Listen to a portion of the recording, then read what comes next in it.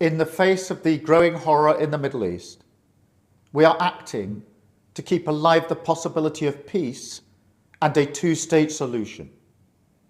That means a safe and secure Israel alongside a viable Palestinian state. At the moment, we have neither. Ordinary people, Israeli and Palestinian, deserve to live in peace, to try to rebuild their lives free from violence and suffering. That's what the British people desperately want to see. Yet, almost 2 years after the barbaric attacks of October the 7th, hostages are still held by the terrorists of Hamas. Recent images show the hostages suffering and emaciated. Hamas even refused to release all the bodies of the dead. I have met British families of the hostages. I see the torture that they endure each and every day, pain that strikes deep in people's hearts across Israel and here in the United Kingdom. The hostages must be released immediately, and we will keep fighting to bring them home. Let's be frank. Hamas is a brutal terror organization. Our call for a genuine two-state solution is the exact opposite of their hateful vision. So we are clear, this solution is not a reward for Hamas, because it means Hamas can have no future, no role in government, no role in security. We have already prescribed and sanctioned Hamas, and we will go further. I have directed work to sanction other Hamas figures in the coming weeks. Meanwhile, the man-made humanitarian crisis in Gaza reaches new depths. The Israeli government's relentless and increasing bombardment of Gaza, the offensive of recent weeks, the starvation and devastation are utterly intolerable. Tens of thousands have been killed, including thousands as they tried to collect food and water. This death and destruction horrifies all of us. It must end.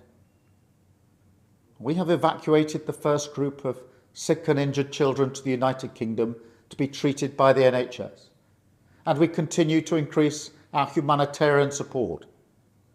But still, nowhere near enough aid is getting through. We call again on the Israeli government to lift the unacceptable restrictions at the border, stop these cruel tactics, and let the aid surge in. With the actions of Hamas, the Israeli government escalating the conflict, and settlement building being accelerated in the West Bank, the hope of a two-state solution is fading. But we cannot let that light go out. That is why we are building consensus with leaders in the region and beyond around our framework for peace.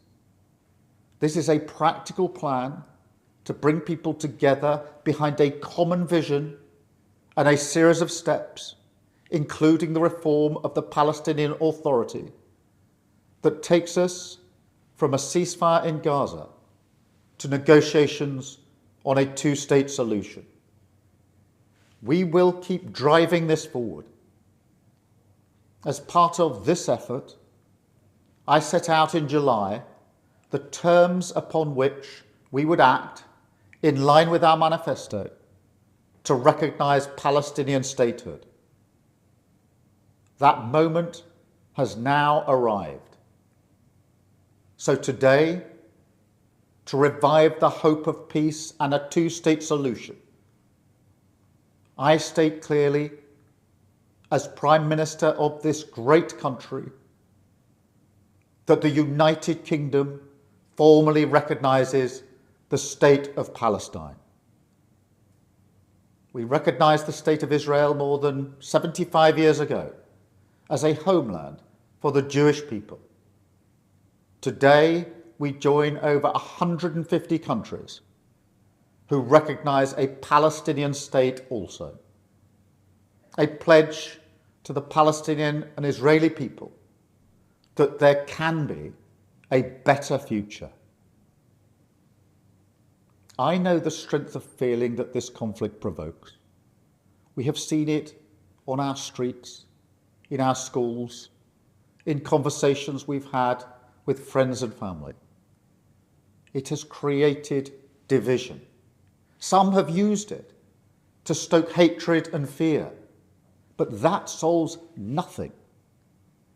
Not only must we reject hate, we must redouble our efforts to combat hatred in all its forms.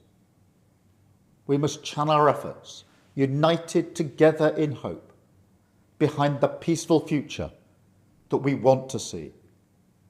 The release of the hostages, an end to the violence, an end to the suffering, and a shift back towards a two-state solution as the best hope for peace and security for all sides.